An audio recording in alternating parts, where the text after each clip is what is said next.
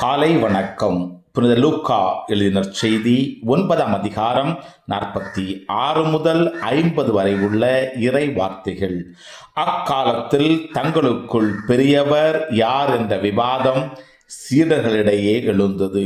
இயேசு அவர்களின் எண்ணங்களை அறிந்து ஒரு சிறு பிள்ளையை எடுத்து தம் அருகே நிறுத்தி அவர்களிடம், இச்சிறு பிள்ளையை என் பேரால் ஏற்றுக்கொள்பவர் எவரும் என்னையே ஏற்றுக்கொள்கிறார்.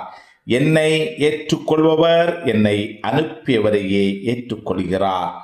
உங்கள் எல்லாரிலும் சிறியவரே பெரியவர் ஆவார் என்றார். யோவான் இயேசுவை பார்த்து, ஆண்டவரே, ஒருவர் உமது பெயரால் பேய் ஓட்டுவதைக் கண்டு நாங்கள் அவரை தடுக்க பார்த்தோம், ஏனெனில் அவர் நம்மை சாராதவர் என்றார். இயேசு அவரை நோக்கி, தடுக்க வேண்டாம், ஏனெனில் தமக்கு எதிராக இராதவர் நம் சார்பாக இருக்கிறார் என்றார். கிறிஸ்துவின் நற்செய்தி. இந்த நாள் இனிய நாளாக அமைய வாழ்த்துக்கள்.